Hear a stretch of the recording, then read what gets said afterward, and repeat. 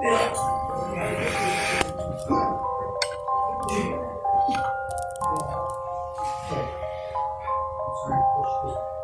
out to you and ease. We're here at BritCon 2022, the first BritCon in the United States, Bellevue, Washington. If you can, Woo-hoo! toss these in. I'll save us some room. If you actually close the door.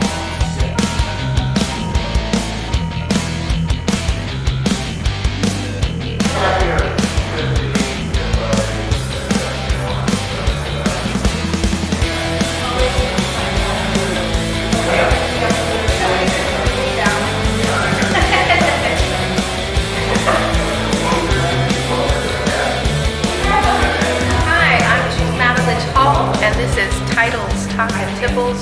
We're live at BritCon 2022 in Bellevue, Washington. We're going to be talking to a bunch of people today, so hold on tight. It's going to be a wild ride.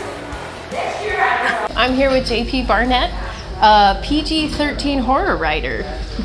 Hi, welcome, Hi. JP. Thank you. Welcome. Thank you. Happy to be here. Yeah, I am too. So tell me about your books. Sure. So my books are about two college-age girls who hunt monsters instead of going to class. Awesome. That's their thing. One of them is a daughter of a cryptozoologist, so she is calculating and cold and analytical. And the other is a super prissy computer science major who likes her air conditioning and doesn't ever want to go outside. Oh, how fun. So they're complete opposites. It's kind of like if Daphne and Velma kicked the others to the curb and started their own mystery gang. It's kind of the thing. Nice. Each book is inspired by a different real-world cryptid, or the lore of a real-world cryptid, I should say. So the first one's Bigfoot, the second one is Kraken, the third one is the Native American Skinwalker, the fourth one is Hogzilla, which is a southern United States thing. It's a giant feral pig. And then the fifth one is the Dobberku, which is an Irish lake monster. Okay, awesome. So how did you come, what inspired you to do these? How did you come into it? Well, I've always been a huge fan of cryptids when I was a kid. That was like my thing. I read all the books I could. My grandmother had back in the day, one way you get books is like you would just subscribe and they mail them to you every month. Oh, okay, yeah. Yeah, and my grandmother subscribed to Time Life's Mysteries of the Unknown. Okay, and so one yeah, of those is all that. about cryptids. And so I used to read that over and over again. And actually, when she passed away, that was the one thing they were like, you can have one thing from your grandmother. I was like, I want that. So I still have those books. And so I loved them my whole life. So when I decided to start writing, they're like, write what you know. I'm like, well, that's what I know. So we'll start with that. Wonderful. So how many books do you have? I have 5 books currently in print. And that's all in the same series. It's going to be 6 books when it's done. So there's one more book that comes out next year. And then I'm going to move on to something new. I love my series, but I'm getting tired of writing it for sure. Okay. So, a lot of people wonder about series. Does each book have its own story and come to a conclusion, or can people start anywhere in the series? Yeah, for my series, you can definitely start anywhere. Every book is its own standalone story. So they're hunting down a specific cryptid, and they will resolve that in the book. The benefits of reading them in order is just you'll see the characters grow, relationships will change, two girls become closer. The first one also, which is inspired by Bigfoot, The Beast of Rose Valley, that's a prequel, so the girls are side characters in that book. So you could skip that one entirely and you wouldn't be lost. So yeah, you can definitely read them in any order. The most recent one takes place here in Washington State, and all the others take place in Texas. So I have a lot of people up here especially who will start with that one. It's their backyard. Yeah. All right. Well, where can people find you besides BritCon, which is ending today anyway? So where can people find your books? You can find any of my books anywhere. The paperbacks you can get anywhere that sells books online. The ebooks are exclusively on Amazon, and then audiobooks you can get anywhere that sells audiobooks. Audible's the easiest way, but there's also Chirp books that they're on. I have a really great narrator, so if anybody likes audiobooks, I definitely recommend wonderful. that. And then I'm around different conventions, so maybe you'll run into me here. Okay. And how do people contact you? Website? Yep, I have a website. It's just my name, jpbarnett.com. So All right. you can find everything you need there. Great. And that's PG-13 horror writer JP Barnett. Thank you. Thank you. Thanks for having me. I'm here with Tamara Mickelson, a mixed media artist. And I'm a purveyor of whimsically cute designs. Yes, as you can see. So, go Sorry. ahead. How I got here was kind of a windy road. I'm going to give you the short version today. And I'm going to hold this up to you. so I took some drawing classes and 2D and 3D design classes when I was making jewelry, handmade jewelry. And then during the shutdown, I didn't pivot so much as I did a 180 and decided to just go ahead and embrace my crazy cat lady and put it in my art. Wonderful. And what brought you into cat art specifically, and then the other stuff as well? I've just always loved cats, and I went for a lot of years without having one. Then I got this orange tabby. He was a rescue, and he had some issues. He'd been abandoned by his people, not well socialized, so he was aggressive. He did some biting, but we eventually figured our communication out. But he was just a source of great inspiration. He had this really long tail that, he had walked around, strutting around with it straight up, because he knew he had me wrapped around it 3 or 4 times. And so, just as I was learning to draw, he just became one of my muses. And so, kind of just went crazy with there. I mean, I have direct side-by-side pictures of like the what and the cat thing and it's a trap design I have where he was directly inspired those designs. Oh, wonderful. Okay. And so how can people find you to buy your art? The best ways are my website is www.tmoriginalsart.com. I just changed domain, so the store is being rebuilt, but I'm also on Instagram at tm_originals. And I post a lot of my new art there, and it's a really good place to see where I'm at, and I advertise what shows I'll be at, both on my website and on Instagram. Mm-hmm. And so you do travel around to shows. Do you want to name a few of the shows that people can look forward to finding you? It's coming up later this month. I'm going to be next week at the Tractor Tavern in Ballard for the monthly Makers Market they have there. That's Sunday. Then the following Sunday, I'm going to try a new show out in Edmonds. It's a stop and shop show where we'll all be outside in tents, outside of the mall, I think. And then in the Labor Day weekend, I'll be at the Alma in Tacoma for the punk rock flea market. Oh, how fun. It's like $1 entry and wonderful. bands and booze and, oh, great. food trucks. And you can buy there's a lot of flea market items like vintage clothes and whatnot. Oh, okay. Sounds awesome. Yeah. I have a lot of fun there. And those are the next 3 events, and then I'm working on the rest of the year. Yeah. Don't plan anything too far in advance, right? Yeah. All right, great. So this has been Tamara Mickelson of TM Originals. Thank you. You're welcome. Thank you. I'm here with Olivia and David of Zemesta Cosplay. It's great to see you guys. Thank you. So tell me all about your cosplay stuff. All right. Well, I am a Cosability cosplayer, so I love to incorporate my canes in my costumes.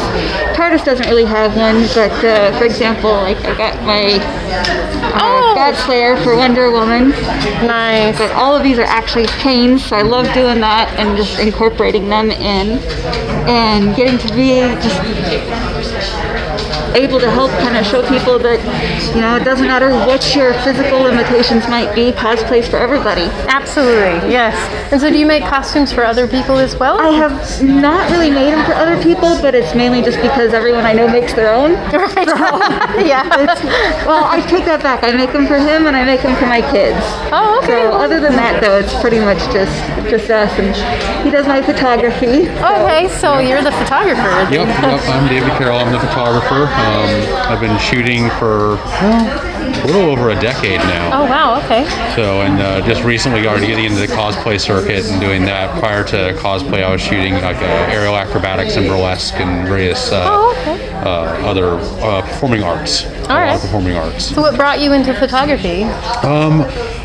Really, I guess my dad. My dad's a photographer, so I grew up in the dark room and hanging out with him, and then at one point back in 2008 was, looking to figure out what kind of hobbies, what do I want to do, And it's like, no, I haven't done much with pictures in a while. I really enjoyed that when I was younger. Let's get back into it, and just dove in head first and have been loving it. Oh wow, Every that's bit of it. wonderful. It's so much fun. Oh, wonderful. So you do photography for anything else, or Let's see. I do some shooting for. There's a Kendo dojo here in Seattle, Cascade Kendo Kai. I've been hired on by them to do work for them, get stuff for their website and various flyers and events, promotional stuff that goes out. And just pretty much anyone that wants to hire me, anyone that's looking for some shots. That's great, yeah. And they're very good shots. Oh, thank too. you. Thank you very Beautiful. much. So how did you get into cosplay? I actually got into it initially because of a Doctor Who convention. Back in 2017 was my first time going out, and I'd been to a convention before that, and I'd seen everybody dressing up, and I was like, you know what, that dressing up thing is going to help me, because then I can just pretend to be someone else. I don't have to be me. Great, yeah. And so it was going to help me with my social anxieties. And I went out there and I was like, I'll go ahead and try to compete. Why not? I had me and my TARDIS. I had my service dog at the time. I had him dressed up as K9. Oh, nice. And him and I wound up winning Best in Show. And I was like, oh my gosh, okay. So Then it went to your head. yeah, I was like, great. well, okay, No, in a good I way. did that, so I gotta kind of keep doing this now. And so I made my next costume and wound up getting into making it into the Western Championships of Cosplay back in 2019. So last one before COVID, and I enjoyed that one because I actually had my wheelchair as a part of it. I was Mercy from Doctor Who, when she was the Cyber King. Oh yeah, okay. Oh So I was wow. on the cyber throne, and I've got that big red ball gown. Oh and wow. I even did the blackout eye contact, so I had all of it. Oh, my my wheelchair was set up so it looked like it was that cyber chair throne that she was on. Yeah, oh, that's And awesome. didn't place or anything, but oh my gosh, just to be there and be on that stage was amazing. Wow. So how long does it take you? How long did it take you to create this costume?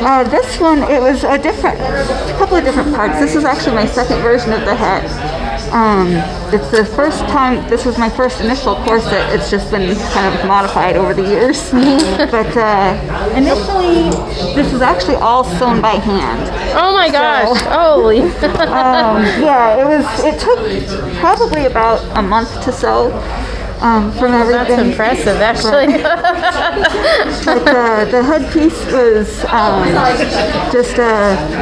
the headpiece was actually probably only about a couple of weeks. Okay. But it's just some foam, some craft foam with the little fairy lights in the top. Oh, okay. So that- Oh, nice. That way I can get that blinking.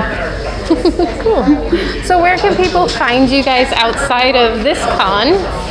Oh man, I guess if anyone's looking to get a hold of me, my email is probably the best way to get a hold of me. If they wanted to shoot me an email at dwcarroll.photography@gmail.com. Okay. So it's dwcarroll.photography@gmail. Okay, wonderful. Yeah, and I'm generally around, shooting around the greater Seattle area, and occasionally up in Snohomish County or down into Pierce. So. Wonderful. Okay.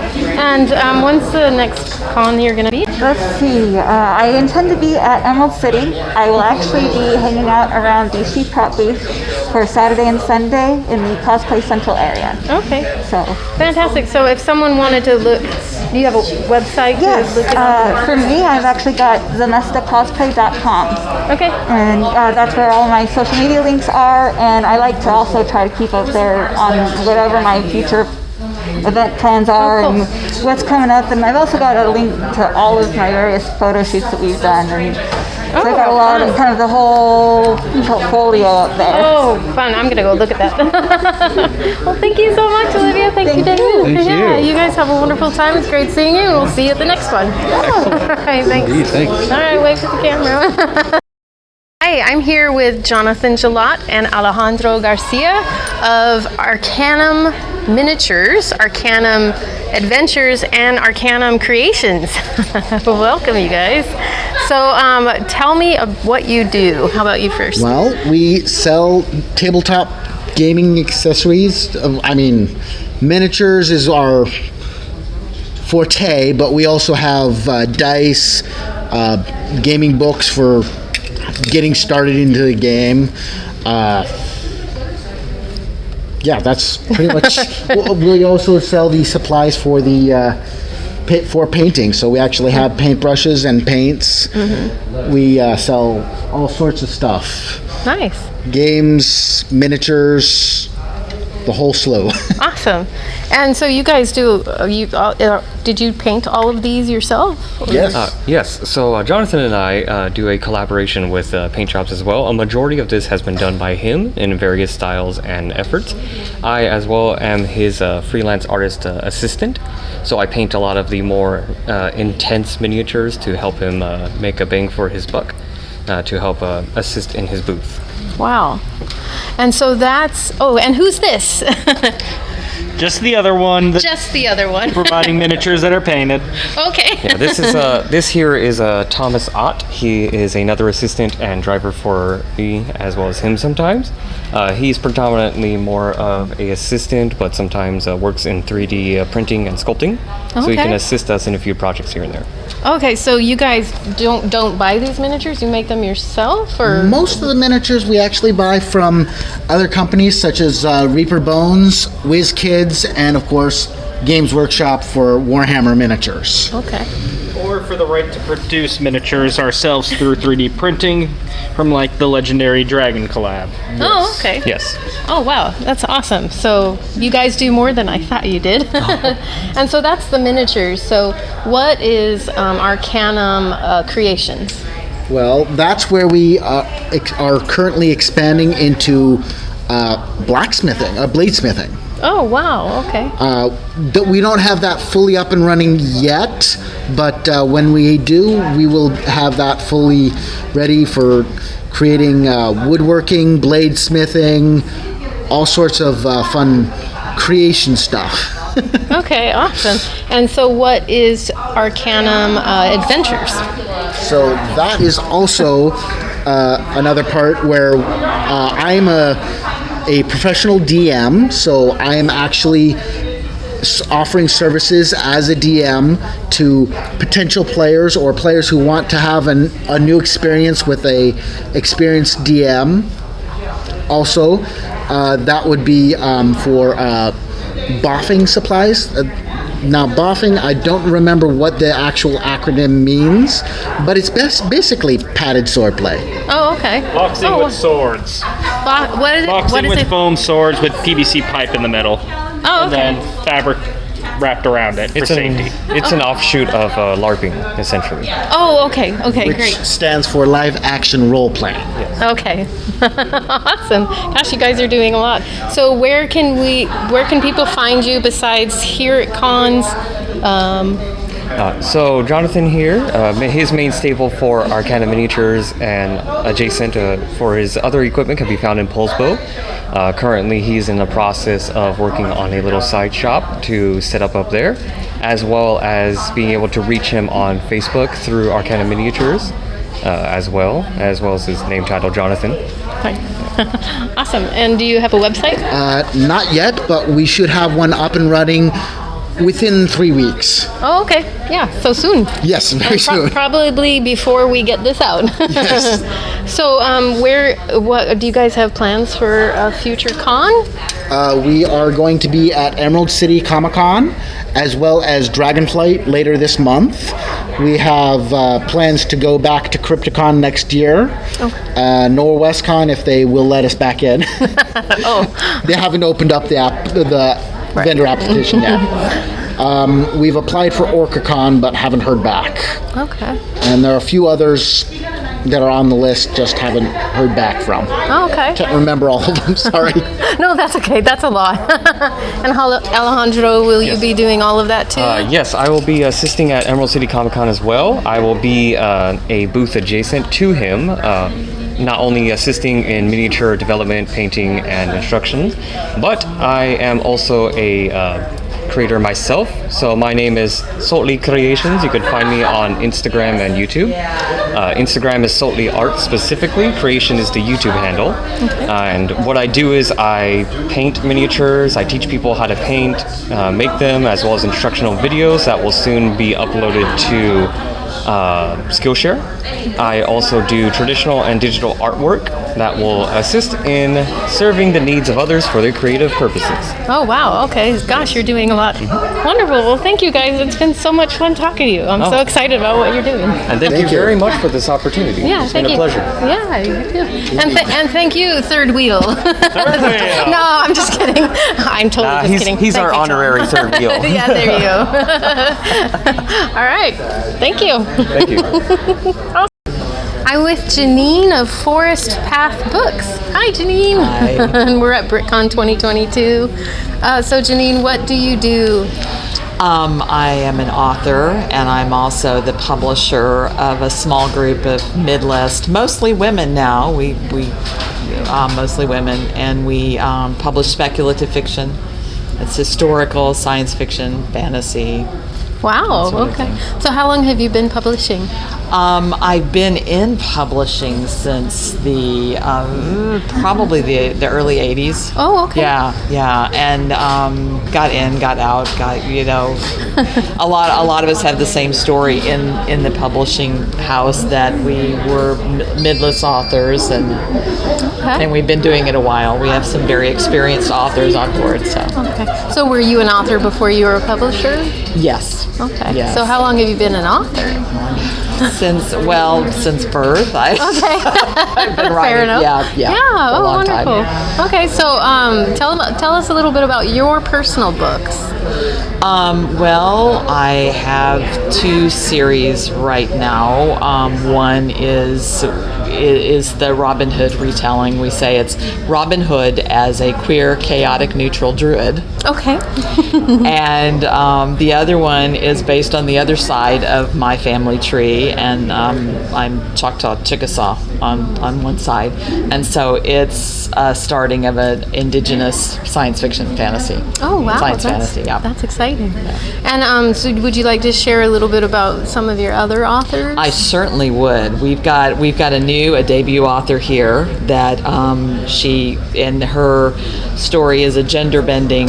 The people decide on which gender they're going to be when they hit maturity, and so it's these two that don't quite fit the mold, and so they're going out. They're trying to have a found family.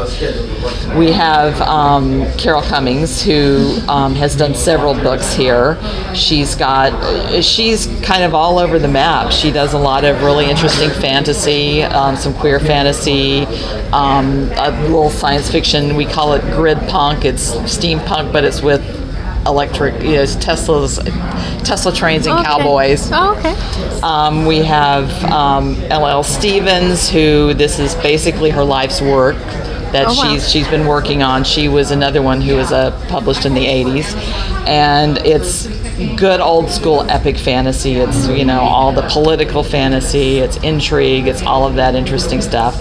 Another we have Zarabeth Abbey, who this is an Indian based fantasy. It's a temple dancer who ends up having an identity crisis and goes off on an adventure and finds himself.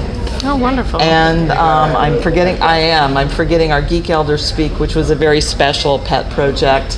It was it's about geek elder women and their stories. It's a nonfiction, has some of their stories in there. And I think, have I got everybody? I think I did. I hope I have it.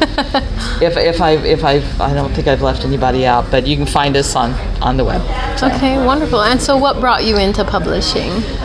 It was a case of, there were a bunch of us. We had very good stories. We had very well crafted tales, but the midlist authors are kind of getting crowded out so a lot of us have been going indie. A lot of us have been trying to find alternate methods without the punitive contracts, and we were also finding a lot of stories that we were not finding the kind of stories that we wanted to read.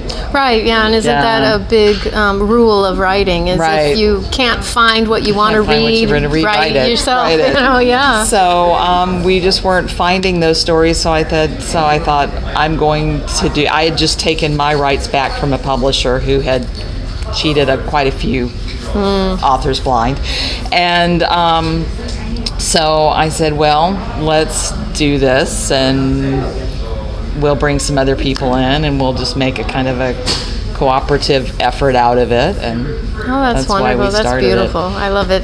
And a lot of the you know, like the queer books, the multicultural books, a lot of that kind of stuff told in the voices of those people. Oh yeah, very important. It's important. Yes, absolutely. Underserved communities. Yes. Yeah, culture, sorry. No, that's okay. And so we're here at BritCon. What other cons do you have planned in the future? We're going to be at the Midsummer Run Fair that's coming up at Bonnie Lake in a couple of weeks. I'm going to be, let's see, I'm going to be going to Geek Girl Con later in the year. There's several others, and I can't. It's late. I'm sorry. Late in the day. We'll be around. We again check our website, and we're putting up an events page, and that should have it on there. Okay, So, and your website is https forestpathbooks.com. All right, wonderful. Thank you, Janine. It was Thank great you talking so to you, and much. I'll talk to you in the future. Okay, thanks.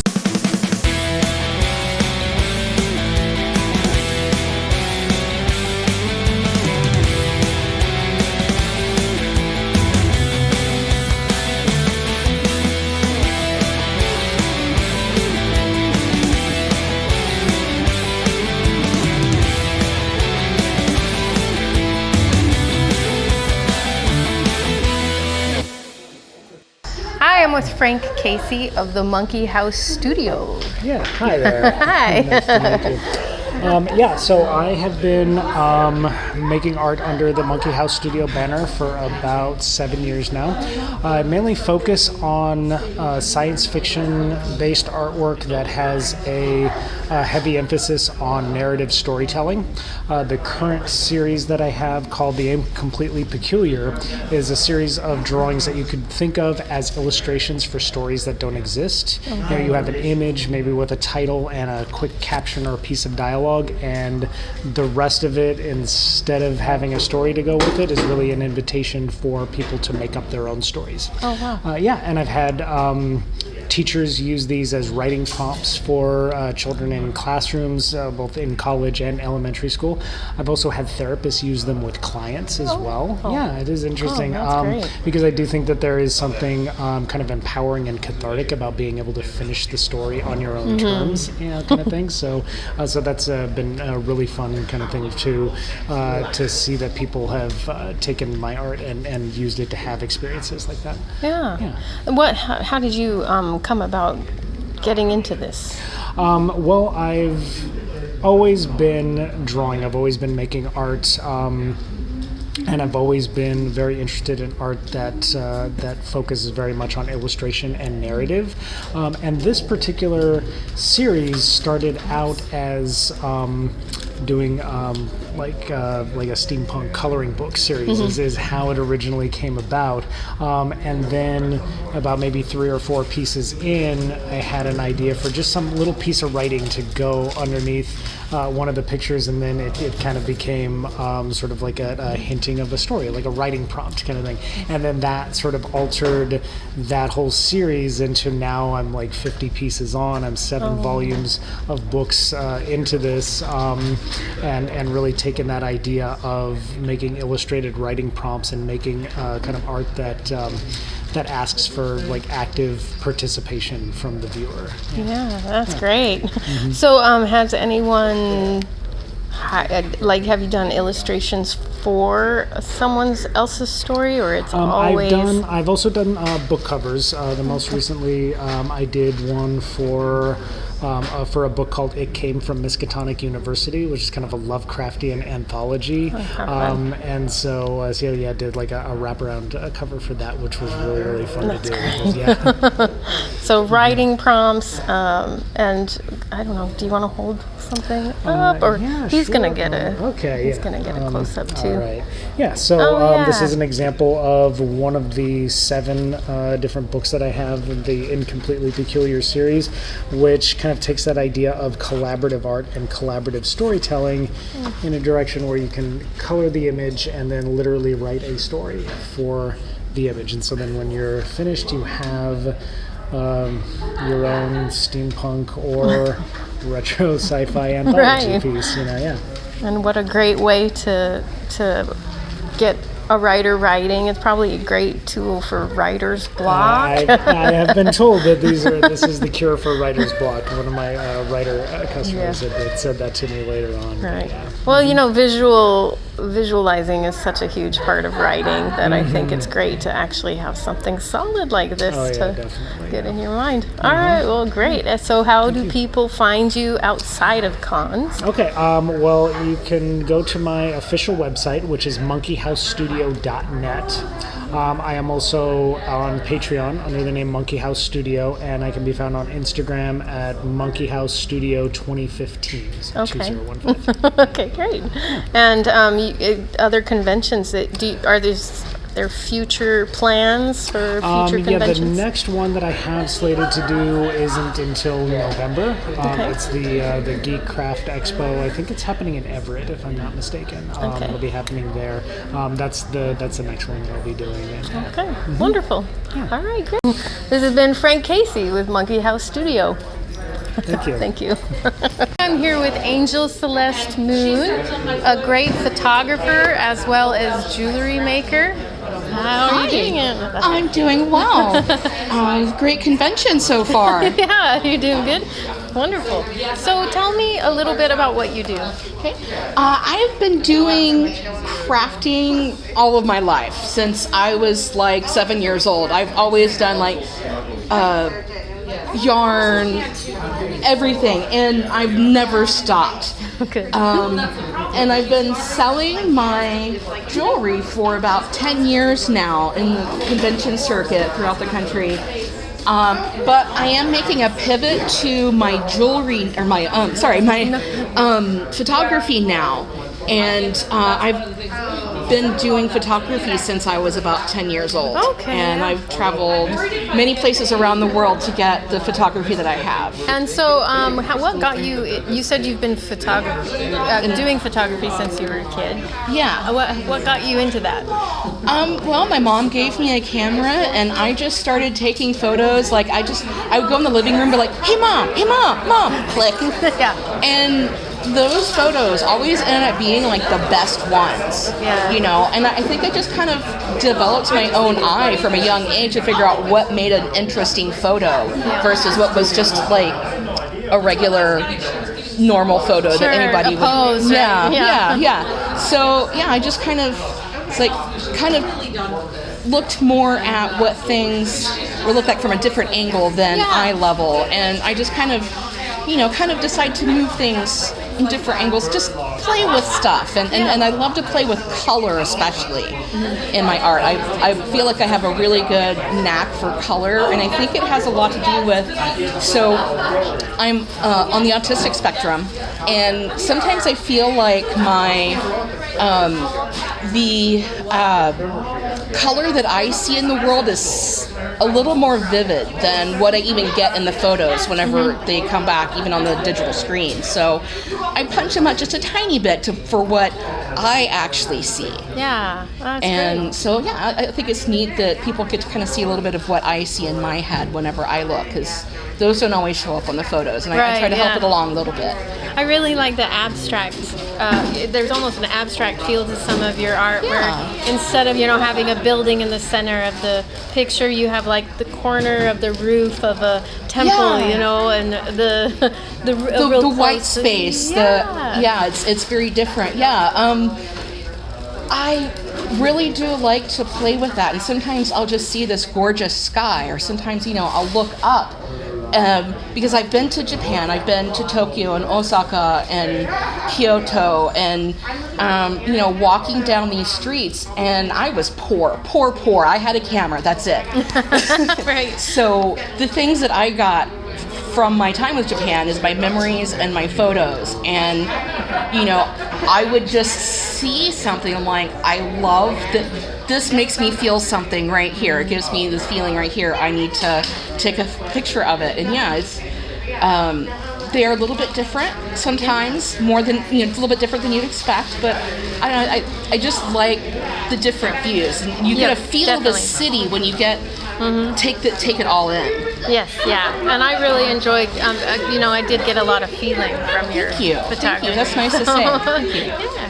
And so you do conventions. So where, besides this, which ends today, so people won't find you here, but what convention is in your future? I believe the next thing that they haven't announced the artist yet, but I think the next thing I'll be at is Geek the Halls in Portland, Oregon. Oh, okay. Oh, wonderful. Okay. And it'll be a nice geeky culture holiday festival thing. Nice. And where can people find you outside of conventions? I am on Angel Celeste Moon on Patreon, and I run a steampunk group through Facebook called Portland Steampunks Meetup Group. Okay. And I do local events there, time willing. Yeah. And yeah, so I hope to see you all there. Yeah, I hope so too. All right, this has been Angel Celeste Moon. Hey, I'm here with R.H. Potter, the artist. Hi. So you're here at BrickCon 2022 selling your art. So tell us a little bit about your art. My art is digital. It's vector illustration. It's based loosely off of influences both from Japanese and Chinese ink painting and calligraphy, and also from Art Nouveau, which I absolutely love the curved lines and simple organic forms of. Yes, yeah. How did you get into art? I've just always been drawing. I drew all my way through elementary school. I had as many drawings in my notebooks as I did actual notes, and went into art in college, got a BFA, and have been doing it ever since. Oh, fantastic. So you were saying that a Nouveau Asian art, and so I see a lot of what reminds me of some of the mythical stories in these cultures. Yeah, a lot of my art is based around the mythos of the kitsune, which is the multi-tailed fox. Shows up a lot in Chinese, Japanese, and other Asian nations' mythology. Basically, you take an ordinary fox, and as they get older and more powerful, they gain more tails, up to 9. And they can be evil. In Japan, they're actually kind of interesting in that they can be evil or good. Because the fox is also the guardian animal spirit of Inari, who is the god of rice. And foxes eat mice, which eat rice. So right. Yeah, and rice is sacred and vitally important for the livelihood of the farmers. Absolutely. So how did what brought you into working with those specific arts? I'm not sure. I hate to be one of those people who says I was doing it before it was cool. But I was, ever since college, I'd been just intrigued by the mythos, intrigued by the stories of foxes who turn themselves into beautiful women to lead lecherous samurai astray and other things.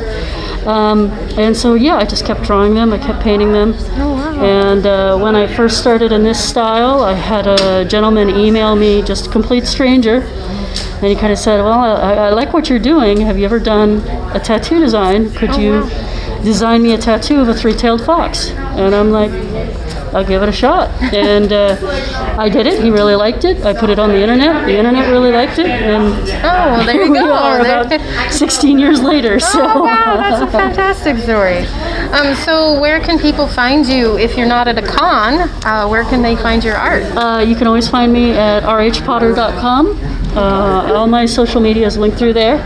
I'm also on DeviantArt, Twitter, Tumblr, and Instagram under the same moniker, RH Potter, with variations. Okay, awesome. And so do you have any plans for future cons from here? Yeah, I'm booked for Portland Retro Gaming Expo and Rose City Comic Con for this year. I have applied to a couple of different cons, but I haven't received confirmation yet from them, so I don't want to lead people astray. But those two I will definitely be at. Oh, wonderful. All right. Well, thank you, Rebecca. It's so nice to talk with you. Yeah, Appreciate thank you. it. All right. We are here with Erica Ray Hines, a fantastic artist. Good to see you, Erica. Thank you. Yeah, so tell us about your art. All right, so I do mostly pen and ink and watercolor. I do a lot of illustrations. My work is largely inspired by literature, so I've kind of built a little bit of a name for myself doing stuff inspired by J.R.R. Tolkien. But I've been doing that for 12 plus years, and I'm actually in the middle of slowly, carefully retiring all my Tolkien stuff. So I've done Tolkien calendars. This is my 7th year I've done a Tolkien calendar. This will be the last year I do a Tolkien calendar. I have tons of other things. I have a set of pieces with cats, like they're illustrations based on classic literature, but with cats as the characters, and they've all got bad cat puns, like, you know, The Great Gatsby and Pride and Prejudice. They're ridiculous, and I love them. I do octopus stuff. I have a bunch of more serious pieces based on classic Gothic literature, like a bunch of Edgar Allan Poe pieces and some pieces with a lot of floral symbolism. So I do a lot of things. The Tolkien stuff was kind of how I got my start, and it's just become clear to me in the last couple of years that I'm more passionate about the other directions, so I'm hoping to slowly redirect things that way. But yeah, most of my stuff is bookish or inspired by literature. So that's fantastic. Are you involved in literature yourself, or are you just on the artist? Funny story. I have my undergraduate degree is actually in writing. And I'm actually working on a comic book and trying to get it published. So I've been writing books and stories all my life. I've actually been illustrating the books and stories all my life. My first memory of making a story was when I was about 4 years old. I drew a bunch of pictures to tell a story and took it to my mom and had her write out the story that went with the pictures. So I've been doing this a long, long time. And then my day job for 10 years, I actually worked as an English and art teacher at a private school. Okay. So I did books and art with high schoolers and middle schoolers for a long, long time. It was a great 10 years, but then stuff went a little bit south with the school, and it just felt like a good time to do a life transition. I had been doing this part-time on the side. I'd built it up to a solid second job at that point, and I was like, this is not as soon as I was planning on trying to take this full-time, but I think I could make this work full-time. So that was mid-2019, which was a life choice, because at that point 2/3 of my income was based on going to events and doing events, and then in 2020 we lost all the events. So real quick, I hung on with my fingernails there for a while. Very happy to have events back again. It's been a wild ride the last couple years, but I'm still doing it full time, and that's awesome. Happy to be doing it full time. Great inspiration, because we all want to do it full time, and you're doing it. It's been a wild couple of years. I'm happy to be here. Well, that's great. So, when's the next convention that you're going to be? I do 2 to 3 events a month when I can find them. I have a slower season, like the first half of the year is a little bit slower than the second half of the year, and then for the second half of the year I just book as many things as I can find, pretty much. So my next event that I'm vending will be not at Emerald City Comic Con, but I will be at Dragonflight at this same hotel at the Bellevue Hilton. It's a little tabletop gaming convention that I've been doing for years and years. And then in September I'm doing Rose City. In October I'm doing Grit City, which is the one in Tacoma, the Comic Con in Tacoma. I'm doing Bellingham Comic Con. And I think I'm doing a little craft fair, a geeky shopping event in Everett, but that's still. So, and then November I'll be at Geek Craft Expo Seattle, and I'll be at the Odd Mall shopping event in Monroe. and I think there's something else. Oh, I got into Geek Girl Con last week. Oh, yeah. So I'll be doing that too. Yeah, that's my schedule through the end of the year. Oh, fantastic. So yeah, I'm very busy. Yeah, you are. And it's all your own individual art. Yes, it is. However, you did not make the t-shirts. Yes. You did So not. I do, you did I not do- make the cups. I do the but- art. I do the art with pen and paper, and a few of the pieces are digital. But I do the art, and then I get it scanned, and then I can put it on whatever I want to put it on. So I can send it off to get on mugs. My friends in Bellingham actually make my T-shirts for me. Chibi Yeti, they're a silk screen printing company. Oh, wonderful. They Yeah. print my shirts in their garage. Oh yeah, Good those friends. are wonderful. Yeah. Awesome. All right. So where can people find you if you're not at a convention? Oh, yeah. People can find me on Etsy. So my Etsy site is my full name, Erica Ray Hines, all run together. I have a Facebook page and an Instagram account. I am on Patreon. Patrons get postcards with art on them every month. And some of the upper level ones get surprise gift packages every other month. So there's a lot of fun stuff with that too. Fantastic. Yeah. Oh, yeah. wonderful. Oh, well, great. You're doing a great job. Congratulations on you. the full-time artist. Thank you. All right. Erica Ray Hines. Thanks. Thank you. I'm here with Michael Harper of Project Dalek. Hello, I'm Michael Harper of Project Dalek. There you go. So you made this beautiful being. And so tell us a little bit about the project. So it started off as sort of just exploratory, because I had already made one Dalek before, but I'd made it more traditional with wood and fiberglass and metal and stuff. And I needed an excuse to get a 3D printer. So I was just playing around for a while, making various bits with the 3D printer, like the eye and stuff like that. And eventually I got to the point where I started working my way down, and I just kept going. Oh my gosh, how long did this take you? There's two answers to that question. Okay. One is how long does it take to print it now that it's already designed, and that is 3 months of continuous print time. Oh wow. But I had to do all of the CAD drawings and everything all myself, so it took about 2 years total to design and print the whole thing and get it all assembled. Oh my And it's gosh. not done. It doesn't have wheels or anything. It's just sitting here. It does move. So I could. Oh, yay. It moves. It moves. It's not radio controlled yet. I just put some switches on the back for this convention so that it can actually do something. But eventually there will be wheels in the base, and it'll drive around and exterminate convention goers. There you go. Wonderful.